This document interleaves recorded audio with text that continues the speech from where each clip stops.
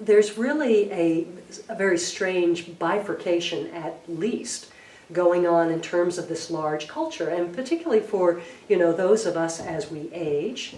The whole message of sexuality and youth, sexuality and vitality, our meaning and our importance being tied to how sexual we are, how attractive we are, is a pretty potent message out there.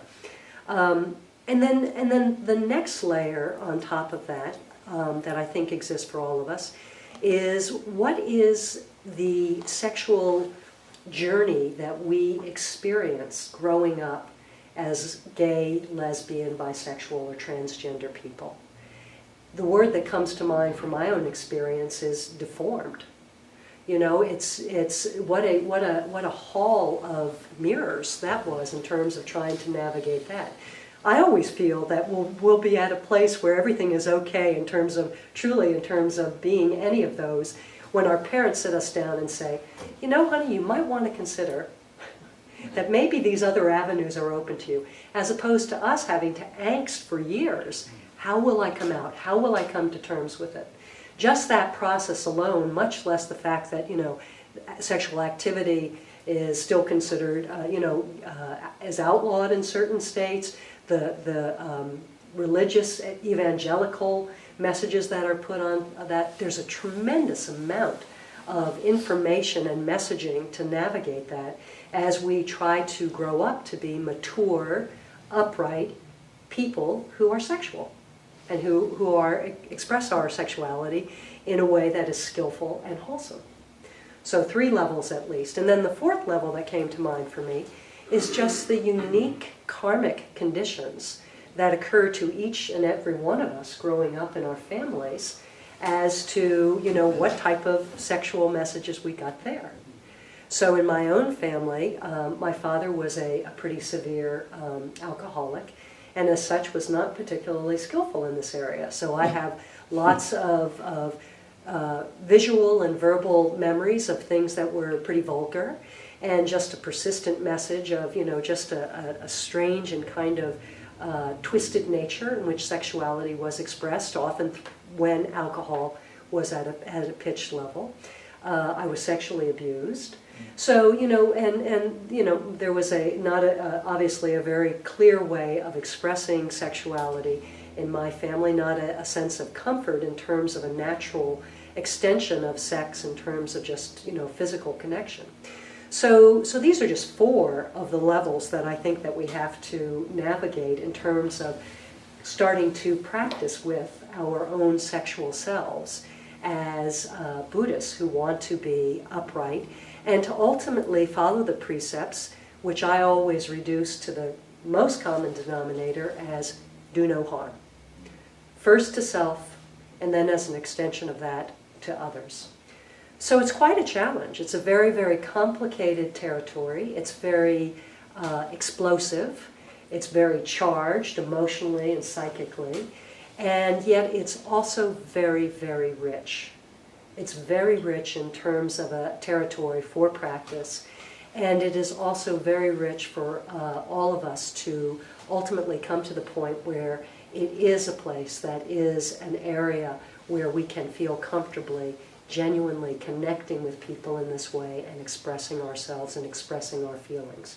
So I think it's really a point of maturation, not only as individuals, but within the context of practice. There are all these dualistic possibilities, in terms of going one way or the other, purification, or just, as I said, what is called crazy Zen, wild Zen. And we see the importance of really figuring this out for ourselves in myriad forms. I mean, look at the San Francisco Zen Center in Baker Roshi. That was about 25, 30 years ago. But that nearly brought San Francisco Zen Center to its knees and lower because of somebody's inability to be upright and skillful in the context of sexuality. Trungpa Rinpoche, another one, with his alcoholism and with his womanizing, and that sort of got, and this is not in any way to negate these people as being, to throw them out as teachers. because they simultaneously had wonderful things to teach us, both related to how they acted as well as to things that they taught. So I'm not trying to throw the baby out with the bathwater, but I think we have to be honest that there have been many cases that we know of, and then many that we don't know of, where there have been very, very damaging results as a result of practitioners like ourselves, or even more so, people with brown robes or Rinpoches or lamas or whatever, being unskillful. So, and even within the last handful of years, in a quieter way, a Sangha up in the North Bay was fractionalized and torn apart because of two people, not the teacher, but two people having a very inappropriate, acting unskillfully in terms of sexuality. So this is something that I think we just have to address. We have to kind of face directly, and if we are committed to doing no harm.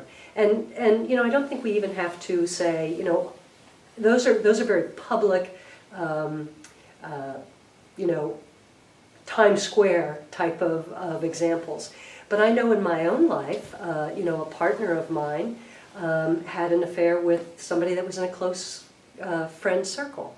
And even though we tried to resolve it, the fact was that my relationship with this woman ultimately broke down and stopped as a result of this, as did most of the friendships and the connections.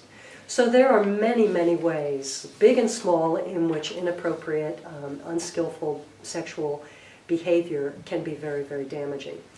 And I think it is incumbent upon us as practitioners to really try and figure out a way in which we can really integrate this sexual expression, this which is just implicit in our human nature, in a way that really is consonant and supportive of and supported by our practice. And so that's kind of the inquiry here today. And of course, this is, in a certain way, this is the essence of the middle way, right? So, when you look at desire in a broader sense, and you look at Buddha's experience, in a way he had the absolute perfect, every single desire was fed and met by his idyllic metaphorical existence in the palace, right? And yet that wasn't satisfactory to him.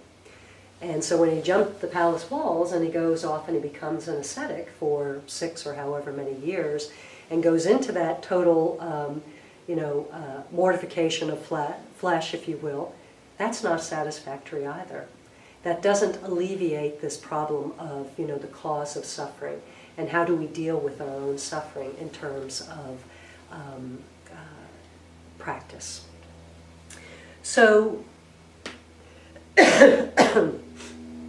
where I start with all of this is first and foremost in terms of zazen, or seated meditation. Because I think that this is where we allow ourselves to be really still, to be still enough so that the still body can watch the busy mind. And in that space, then there is the possibility that so many of these things that are so powerful, that are, in the realm of the 3 poisons, greed, hate, and delusion, that can wind up, being the tail that wags the dog, any other time, we have a chance to really sit with them and to have some clarity and to see them arise over and over again and to see what our pattern is. And so I think we get to see, one, have an experience of some insight into these areas of our lives, and we get to have some stability. I mean, that's the wonderful thing to me about meditation, and why I think it is so important in terms of Buddhist practice, is that it fundamentally just gives us stability.